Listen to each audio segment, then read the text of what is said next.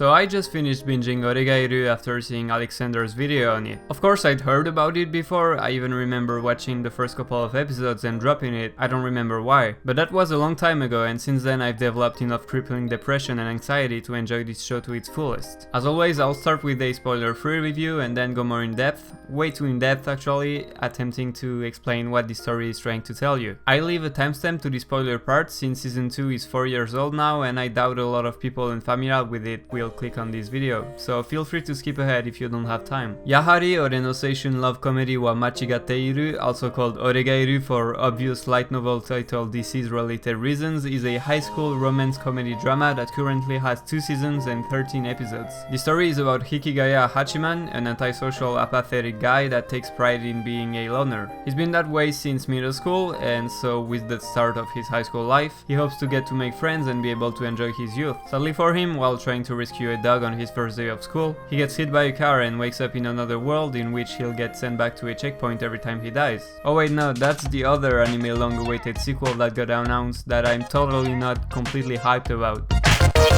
No, Hachiman just gets isekai'd straight into the world of social isolation since he got hospitalized and missed the first couple of weeks of school, missing the formation of social groups. His teacher sees that he isn't doing so great and forces him to join the volunteer service club, where he'll meet Yukino, a girl that will instantly fascinate him. From there they'll get a multitude of requests, and both of them will grow as people and at the same time grow their bond. That's all I'm gonna say. I can't really discuss much more without spoiling anything. If you enjoyed Seishun Butayaro, Hyoka or Haruhi, you'll most likely love Oregairu, since I believe that Hachiman is the best representation of the hinedere archetype out there. Because yeah, thanks to this anime, I learned that it had a name. When Seishun Butayaro came out, I saw a lot of people asking recommendations of anime with similar character to Sakuta, but no one really knew what to call it, and I didn't either. I'm not trying to sound elitist, I just learned it a couple of days ago. But yeah, a hinedere refers to a character who has cynical worldviews, is cold-hearted and highly arrogant, according to the Deretype fandom.com,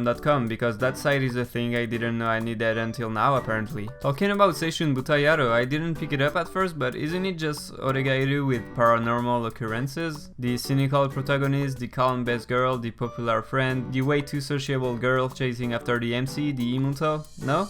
Just me?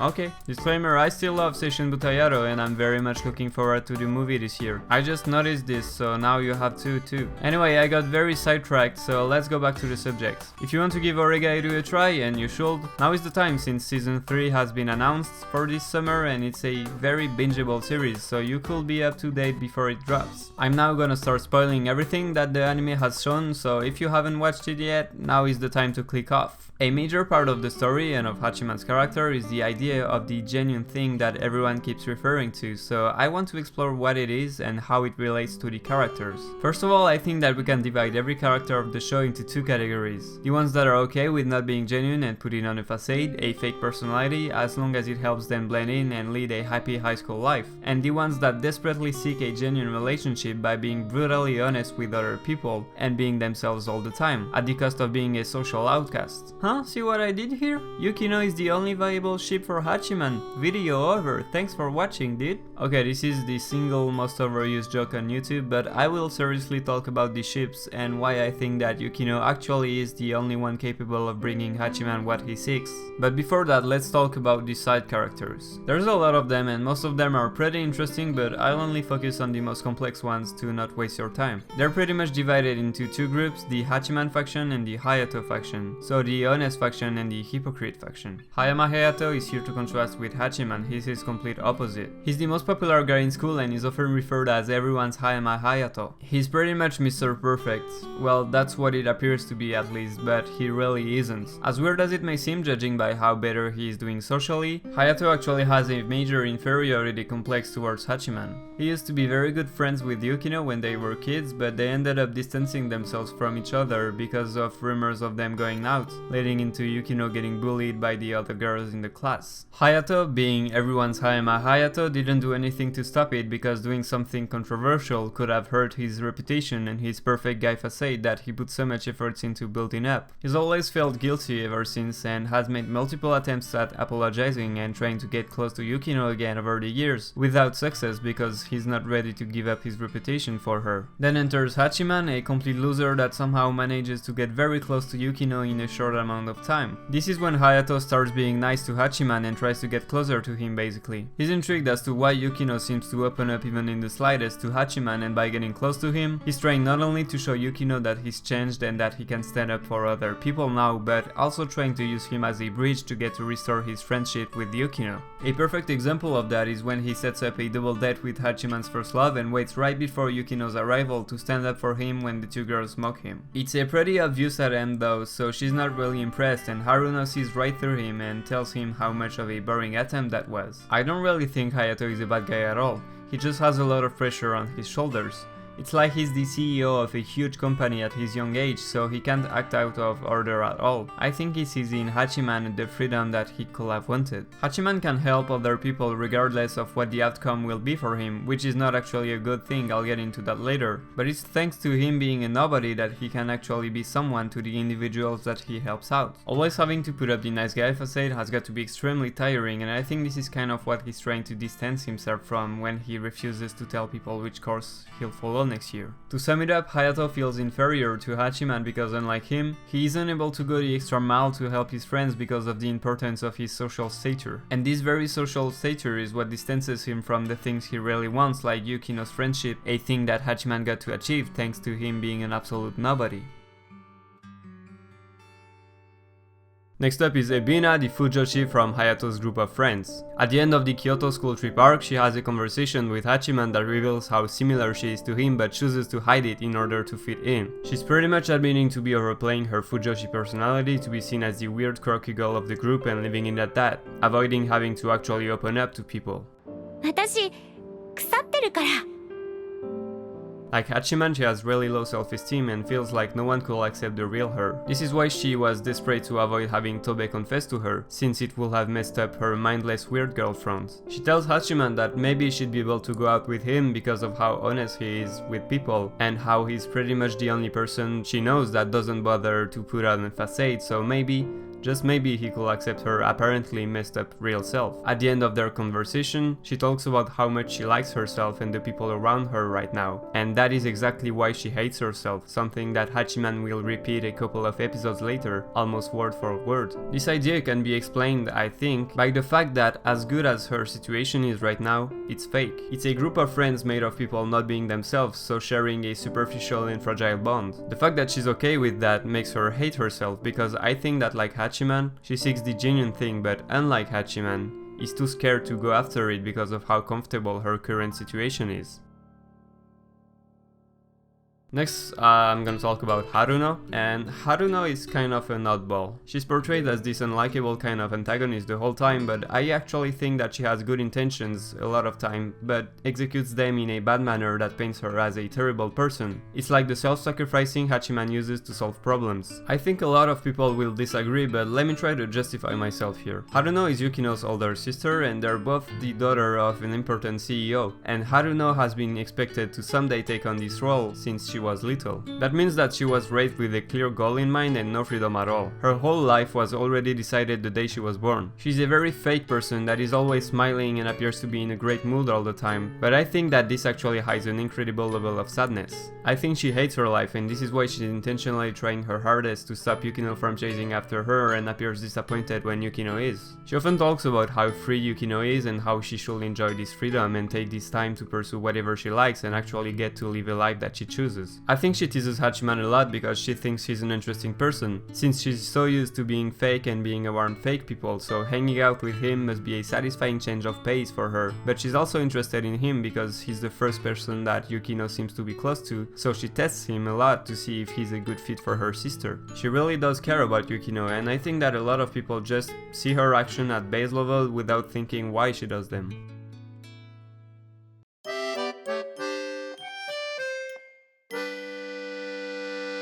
In season 2 it's established that Hachiman is after a real connection with someone that will last a very long time, and in this case a romantic connection. I know that in the visual novel there's like 8 different routes and girls that Hachiman can end up with, but I've only watched the anime, so I'll only address the 3 that are considered at all in the anime: Yukino, Yui and Iroha. And let's be real, it's more of a 2+1 deal. Iroha is kinda there, but you know she has absolutely no chances at all of ending up with Hachiman, so I'll get her out of the way first. I really like Iroha. She puts on an overly cheerful playful and cute front to appeal to people, and she can be very manipulative at times, but when she's with Hachiman, she knows that he knows that it's a front, so this creates a really fun alchemy between them that is a delight to follow. 先輩ちょっと待ってくださいやばいですやばいうりゃ甘いんだよ She always openly flirts with him, supposedly ironically, but at times you can tell she's serious. She's supposed to be in love with Hayato, but she uses this crush as an excuse to spend a lot of time with Hachiman for practice. Obviously I can't tell if she made it up to get closer to Hachiman or if she really likes Hayato, but she's definitely also interested in Hachiman. She's kinda like a miniature Haruno. Actually, most people with the facade feel at ease around Hachiman because he's the only one that seems to see through their acts, so they can be more honest with him. Now, why does she not qualify as a potential partner for Hachiman? It's because as fun as it is for us to watch it, their relationship has absolutely nothing genuine to it. Iroha only talks to Hachiman when she needs something from him, and when they first meet, she pretty much just guilt trips him into doing all of her work for her. At the end of the day, Iroha is a pretty toxic and manipulative person. Even in the date episode, the OVA, she intentionally shows Yui and Yukino the picture she took during their dates, just to get a reaction out of them and make them do some free work for her by writing an article. She's someone that is fun to be around, but that you can't really build anything serious with, so she's out. Now let's talk about Yui. Yui is the third member of the volunteer service club and the third main character of the series, so she's basically the only real threat to Yukino regarding Hachiman. She's liked Hachiman since the very first day of school when he saved her dog, and has since then been wanting to approach him without success, since he's always quiet in class and she's part of Hayato's group of friends, so she can really approach him because of their difference in the class's social hierarchy. When she learns that Hachiman joined the volunteer service club and sees how natural he is in it, she sees it as a place for her to get closer to him and decides to forcefully join it by being overly nice to Yukino. Now I'm just gonna go and say it, if Hachiman decides to actually pursue a genuine relationship, she's out. As nice and bubbly as she is, they could not work as a couple for a multitude of reasons. First of all, this might have changed as the story progressed further and they got to know each other better, but at the start of the story, she's not really in love with Hachiman, she's in love with the boy that saved her dog. When Hachiman learns that, he tries to distance himself from her because he thinks that she's being nice to him out of guilt, not knowing that she actually has a crush on him. She then tries to reassure him by telling him that even without the dog incident, she will have ended up making a request to the volunteer service club and they will have met anyways, but this is some flawed logic. The club was only built because Sensei was worried about Hachiman being alone because of the dog incident, so if it never happened, the club will have never existed in the first place. Yui is also someone that strives to keep up appearances. In Hayato's group, she's kinda the pushover that agrees with everything because she's scared of anyone disliking her. The thing is, by trying your hardest to be liked by everyone, you can't really be loved by anyone. You just end up being that nice but ultimately bland person that no one has strong opinions about. And this is bad because the one person she absolutely doesn't want to be disliked by is Hachiman, meaning that she'd never do anything that will make him dislike her, which is terrible. As I've stated it about a million times now, Hachiman wants something genuine, so being with someone that will outright lie to him or to herself just to maintain a false everything is fine image is a no-go. And that's exactly what we're shown after the Kyoto arc. Both Yukino and Yui despise how Hachiman solves things because they care about him, but while Yukino tells him straight to his face, Yui tries to ignore it and keeps up her cheerful act because she's terrified about the idea of creating distance between her and Hachiman. My final point will be that, as simple as it sounds, they are just not made for each other. Yui is a social butterfly and Hachiman is the complete opposite. She's an outdoor person, he's an indoor person. She likes to talk about nothing and he likes to have meaningful conversations. They never have banter moments like he has with Yukino because they just don't have that much chemistry together. We even get a snippet of what their couple life will be like during their firework date, and the moment they encounter Yui's friends, Hachiman gets belittled and retreats because he doesn't like dealing with this kind of people, Yui's kind of people. Don't get me wrong, I really like Yui, I'd even say she's the glue that keeps the club together, but she's just not fit to be with Hachiman. That's all I'm saying. It doesn't mean she's a bad character. Okay, now it's Yukino's turn, and it's not hard to understand why Yukino is the only viable option for Hachiman. Every single character I've talked about up to this point has some kind of facade that they use to fit into society without taking the risk of exposing their true selves. Not Yukino.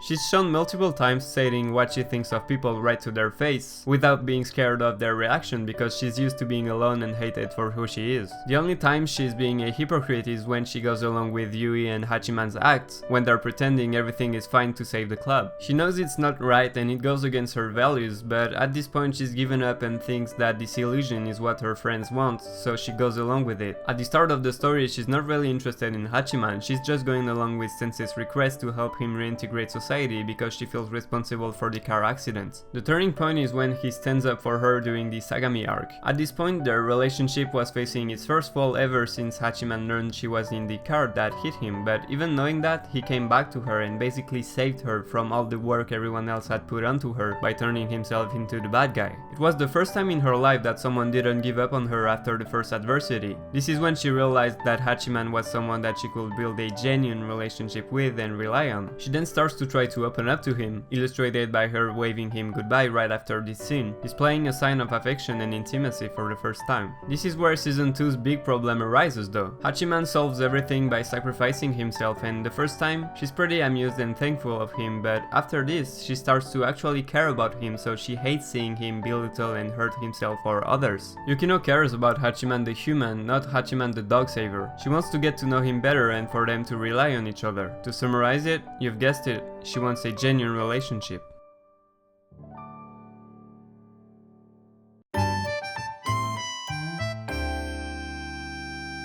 This section is gonna be slightly more personal because of how much of myself I see in Hachiman. He's portrayed as one of the only real characters that don't harbor a social facade, but that's wrong, his loner character is one. The only difference with the other ones is that he either is unaware of it or he's stuck in it and doesn't know how to break free from it. It's not that he consciously tries to hide his real personality, it's that it became his real self as he grew older, so one could argue that it's not a facade, but let me try to explain myself before disliking the video. Hachiman is someone that experienced a lot of rejection growing up, be it romantically or just in general. We're only shown snippets of it, but he talks a bunch of times about his elementary school days, and they weren't that different from the way it is now. He was a loner that was made fun of.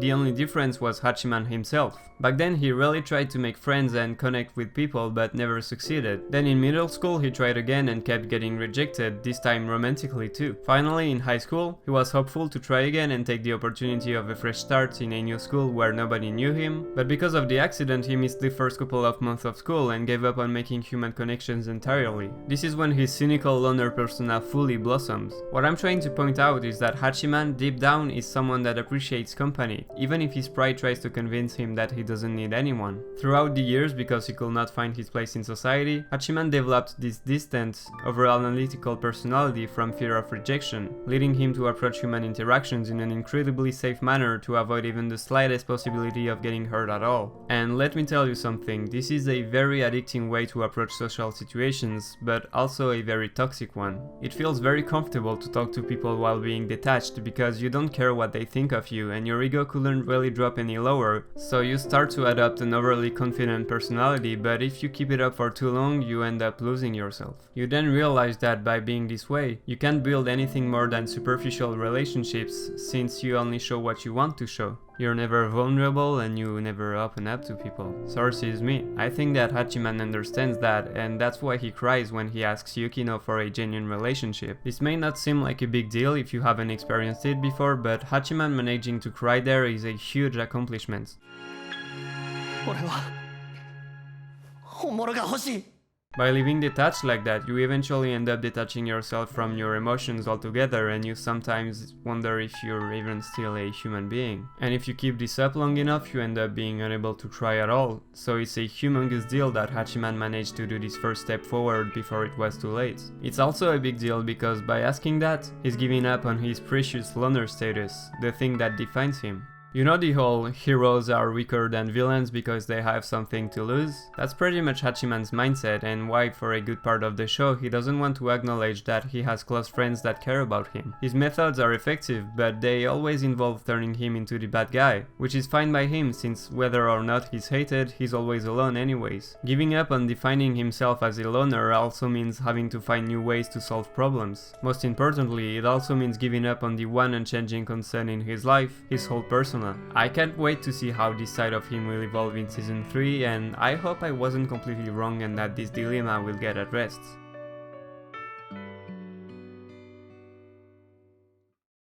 And that's pretty much it. If you enjoyed the video, feel free to leave a like and maybe subscribe if you want to see more from me. I honestly don't know if a lot of people will make it to the end because it's very long. I don't usually make videos this long, but I just had a lot to say on this subject. So yeah, hopefully I'll see you in the next one. Thank you for watching to the end.